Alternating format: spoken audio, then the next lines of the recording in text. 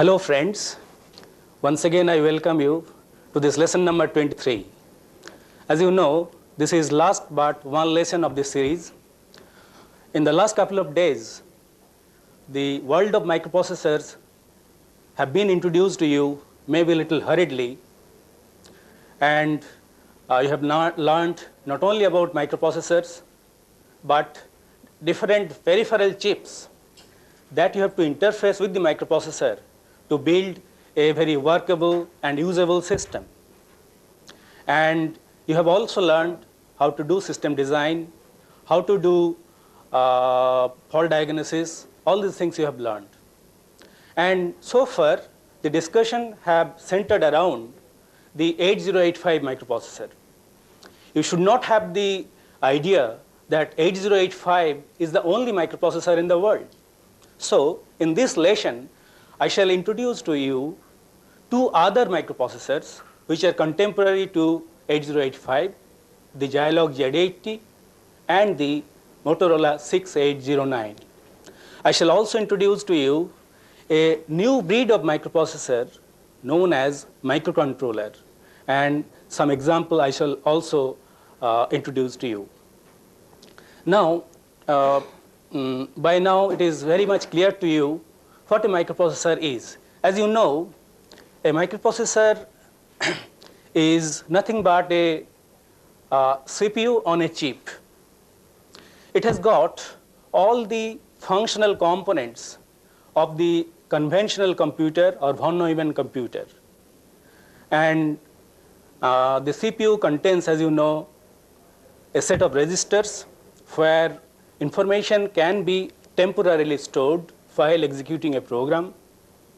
It contains an arithmetic and logic unit which performs various arithmetic and logical operations. And you have got a timing and control unit. This timing and control unit is responsible for coordinating and controlling various activities. That means controlling the subsections within the CPU, as well as it is controlling various external devices like memory and input-output devices. Since a microprocessor is only the CPU, it cannot do anything on its own. To build a complete system, you must interface memory and various other input-output devices to it. To do that, you require an interface section, and this interface section essentially provides you the means of interfacing with the outside world like memory and input-output devices. Therefore, whenever we discuss about computer architecture, we shall essentially consider these four aspects: register section, the ALU, the timing and control unit, and the interface section. First of all, I shall consider the Zilog Z80 microprocessor.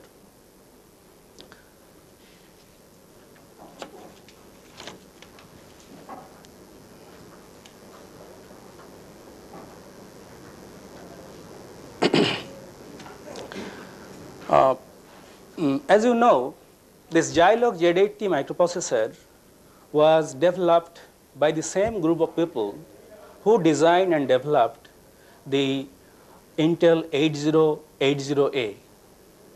And also the same group of people designed and developed the Intel 8085.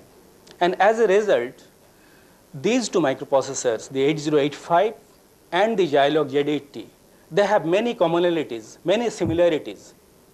And as you know, the instructions which can be executed by 8080A all can be executed by Z80 microprocessor. In other words, if there is a program written for 8080A, can be executed by Z80. Z80 has got the same set of registers which are in 8085, but more than that. First of all, as you see, there are two sets of general purpose registers along with the accumulator and the program status word. You may ask, what's the need for these two sets of microprocessors. You know that whenever a interrupt comes or whenever the microprocessor jumps to a subroutine, the context switching has to take place. By that I mean you have to store the status of the processor in the stack, and also while returning from the interrupt or the subroutine, you have to restore the status of the processor. That means the content of these registers have to be restored. This leads to some overhead. This overhead can be very easily overcome in Zilog Z80. How? Suppose you are using this first set of microprocessor while executing the main program. And whenever you jump to the interrupt service subroutine, only thing that you have to do, you have to switch from this set to this set. You don't have to really store in the stack. Similarly, when you return from the interrupt service subroutine to your main program, simply you have to switch from the alternative set to the new set. So what it does really, essentially, it gives you a very fast context switching. Obviously, it can be limited only to level 1 because only one alternative set is available to you. There does not exist multiple alternative sets. But that too is very good. Secondly, it has got some registers which are not available in 8085 or 8080A. For example, these IX and IY. These registers are known as index registers.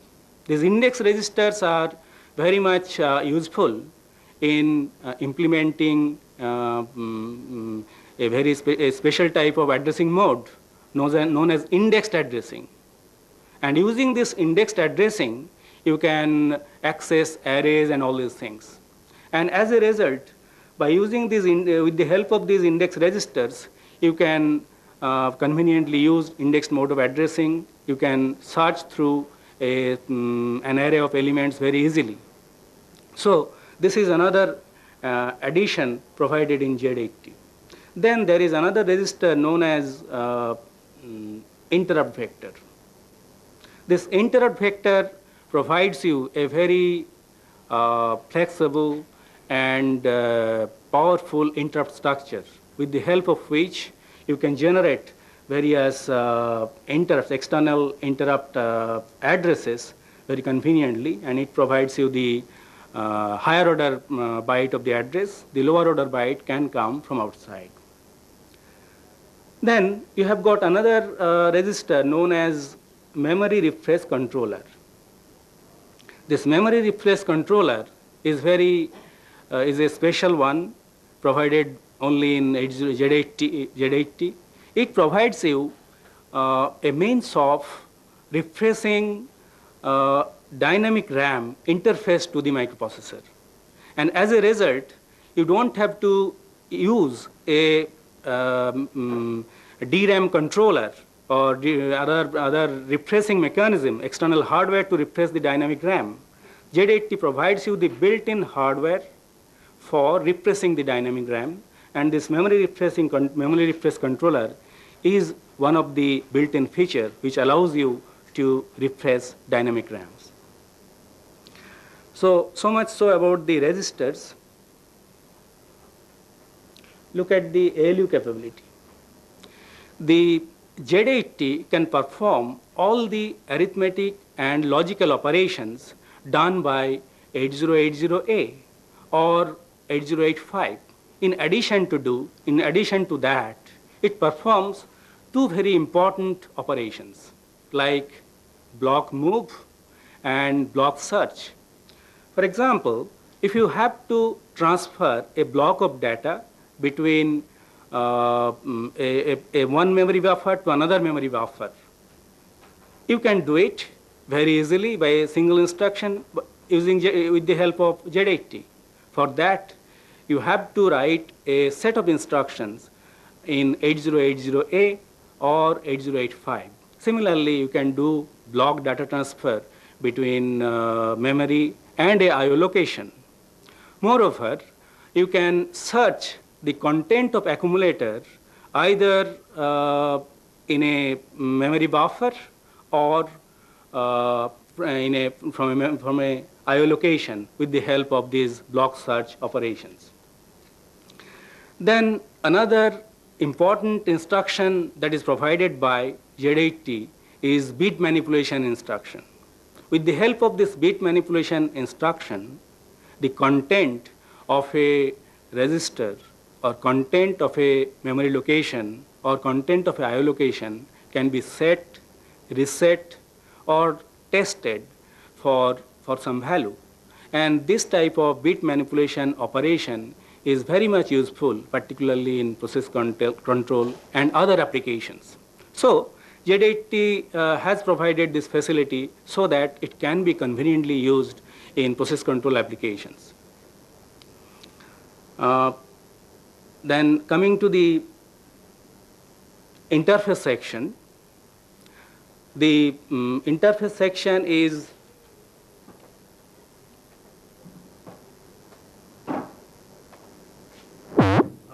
if you look at this diagram, you'll find that it has got a address bus which is non-multiplexed. In case of 8085, we have seen the address bus is multiplexed. As a result, you have to use a demultiplexer external to the 8085 to demultiplex the address bus. Here you don't have to do that. Then there are some differences in control signals, system control, as well as CPU control signals. There are only two interrupts, NMI and INT.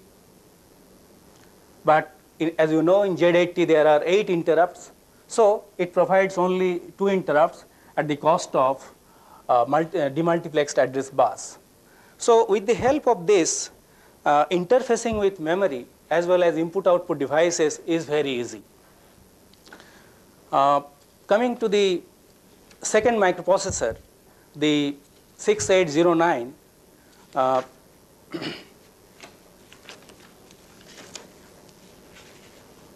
let us straight away go to the register section. There is a significant difference in the philosophy of Intel series of microprocessors and Motorola series of microprocessors. As you look at the register section, there does not exist a single general purpose register. All the registers are special purpose. And another very important difference is it has got 2 accumulators, as you can see, the accumulator A and accumulator B. And these 2 accumulators can be concatenated to use it as a D register whenever you have to store 16-bit data. For example, whenever you are doing, say, addition, in fact, 6809 provides you 16-bit addition, then you have to use this D register, which is a concatenation of A and B.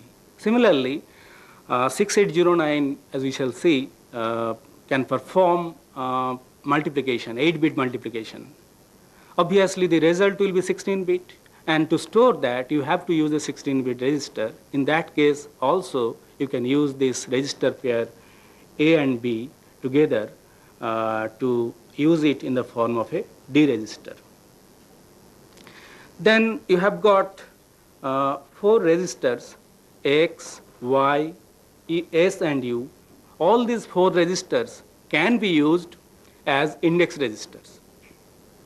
And not only that, 6809 provides a powerful addressing scheme, indexing, indexed, best addressing, then auto increment, auto decrement. All these things are possible by using these index registers. Then there are 2 stack pointers, as you can see, S and U. S is known as hardware stack, that is automatically used by the CPU whenever, say, there is an interrupt or subroutine call takes place. On the other hand, the user can define a stack with the help of this U register, which is also a 16-bit register. Then there is another special type of register in 6809 that is known as direct page register or DPR. This DPR is used to provide the paged mode of addressing. As you know, 6800 microprocessor provides you the zero page addressing. And that paged mode of addressing, whenever you are using, then you require to provide only 1 byte of address, and the higher order byte is assumed to be 0. But in this case, that paged mode of addressing can be used, and you have to provide only the lower order byte. Higher order byte will be taken automatically from this direct page register. So far as the flag bits are concerned, there is not much of differences. You have got the carry, overflow, zero, sign, interrupt, half carry, and of course I should explain this entire. This entire flag bit serves another very important function whenever that context switching is taking place, either because of interrupt or for a subroutine call.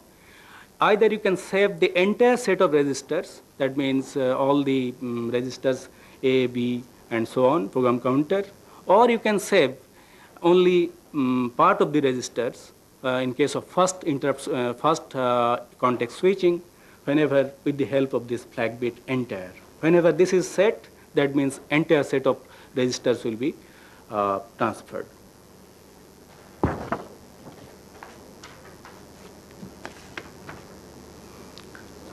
Then, so far as the ALU capability is concerned, I have already mentioned that 6809 provides you the 16-bit addition and 8-bit multiplication, which are not provided in either 8085 or Z80. Coming to the difference in interface section,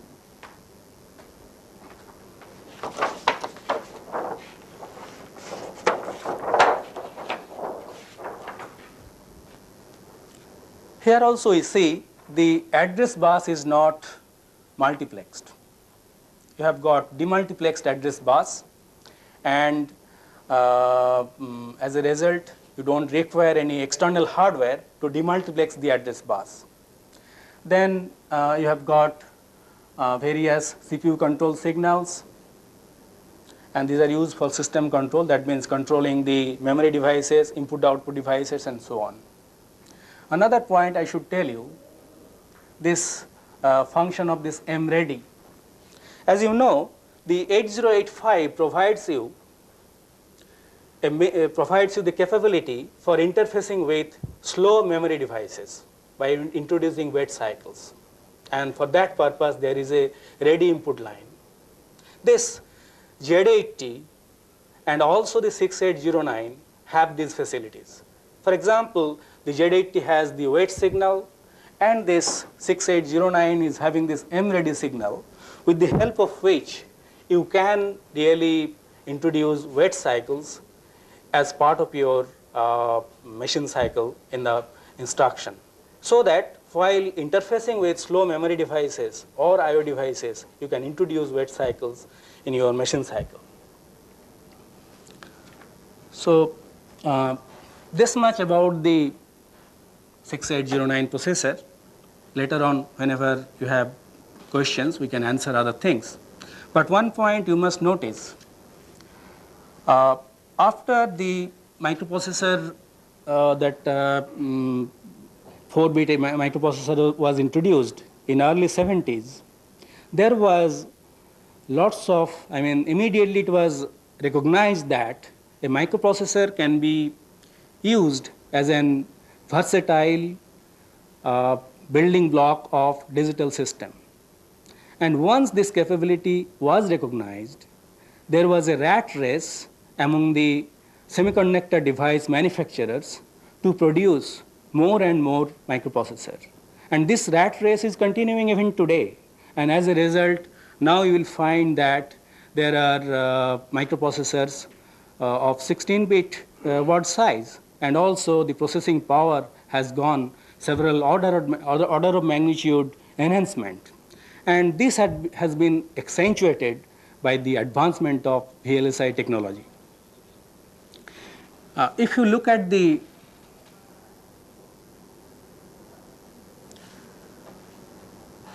evolution tree of the microprocessors, you will find that there are two distinct branches. On the left side, you have got the central processing units or the microprocessors with more capability in terms of bit size, powerful instruction set, and many advanced features which were earlier available only in mainframe computers and even supercomputers. These were gradually incorporated into these powerful microprocessors, this side of the microprocessors. And the fruit of this branch is powerful microprocessors, which are used nowadays for building mini computers, workstations, and various other powerful systems. And if you look at the right-hand side, you will find that there is another distinct breed of microprocessors, where various components that you normally require to build a complete system, that means the CPU, RAM, ROM, input-output devices, input-output ports, then your timer counter, sometimes AD converters, DA converters, these are all built in, these are all put together on a single chip. And that led to the development of what is known as microcontrollers. The fruit of these microcontrollers are various types of applications in embedded applications like say powerful equipment, process control system, and so on. So today we shall consider the basic features of these microcontrollers. Then I shall take up a typical example of a microcontroller.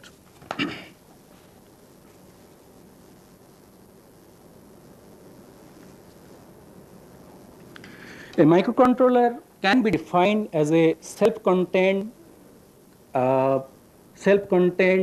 standalone microcomputer. The basic features are: it must provide on-chip oscillator so that there is no need for external hardware. A system can be built without any external hardware. It has got on-chip RAM and ROM so that there is no need for external memory. And there are a large number of general purpose registers so that most of the information can be stored inside the CPU while processing. Another distinct point, important point is most of these microcontrollers are designed based on the typical Harvard architecture, where you have got two separate buses and two separate memory, one for program and another for data. The reason being this: your program can be stored in the ROM and that need not be changed, but your data will be coming from the environment and that will continue to change, and which can be stored in RAM. Therefore, the program memory and data memory, they are isolated, and the data which is coming from the environment can be stored in this data memory. Another point is, here the orientation is towards their interaction with the environment. The other CPUs, as I have seen on the left-hand side of that evolution tree, are essentially used to build computers or used for the purpose of number crunching, whereas the microcontrollers are essentially used for interaction with the environment. As a result, a major portion of the real estate is used for communication or interaction with the environment. And that is the reason why you have got various input-output ports, timer counter, AD converter, and all these things are provided on the chip. And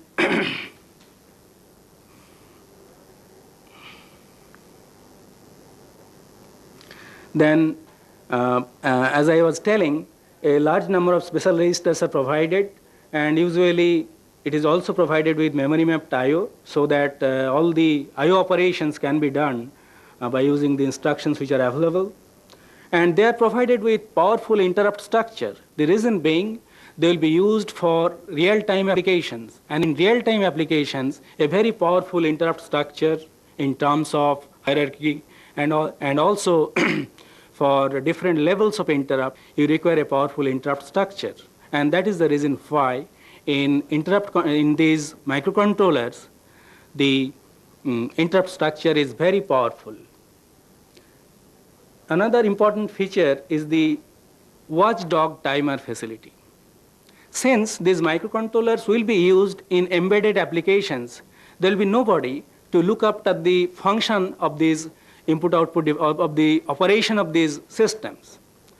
You have noticed that whenever some transient comes or some malfunction occurs, the computer goes out of control.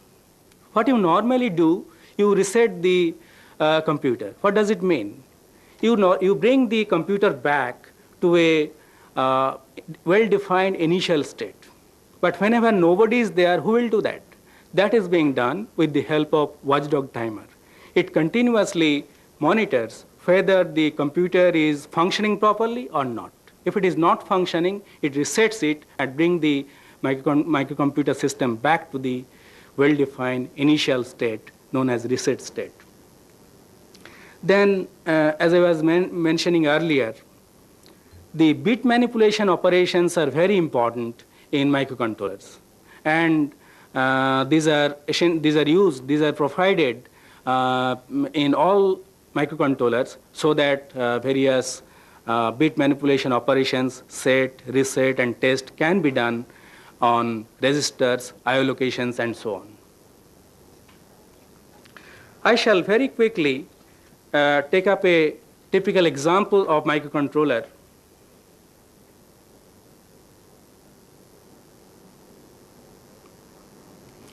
The Intel 8051.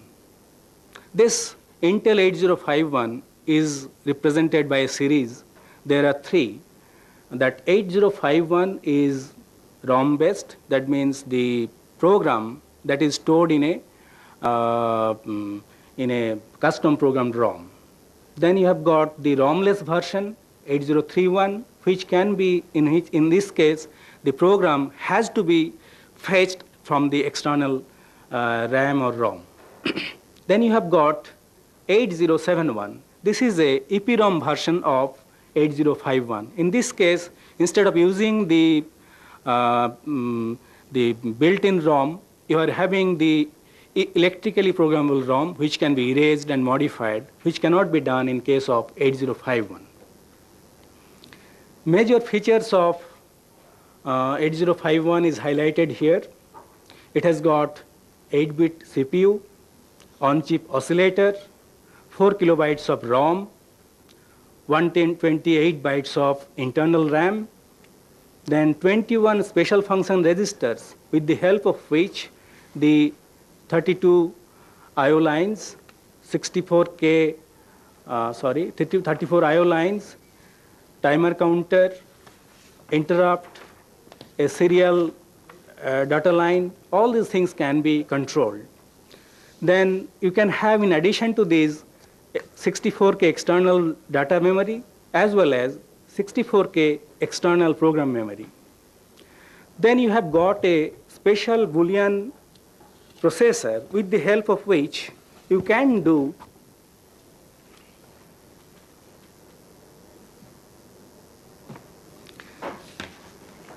various operations like set, clear, complement, jump if set, jump if not set, jump if set, then clear, move to or from carry, and or between carry flag and adder. All these things, operations can be performed with the help of these Boolean processors. And since all these functionalities are provided, are part of the chip, there is no need for many external devices to build a complete system. As a result, by using microcontrollers, you can build the computer by using a very small number of chips. And the small number of chips leads to the development of a very small system where there is no need for you can build the system. So, to conclude, I should tell about some more microcontrollers like Intel 8048 series, then Motorola 6801, Mostek 370, Fairchild F8, Zilog Z80, and the story did not end there. Because of the success of 8-bit microcontrollers, you have 16-bit microcontrollers like Texas Instruments TMS 39940, Intel 8096, Mostek MK68200, National Semiconductor NS 16010. So, in this lecture, I have briefly introduced the basic functional capabilities or the architecture of two other microprocessors which are contemporary to 8085, the Zilog Z80 and Motorola 6809.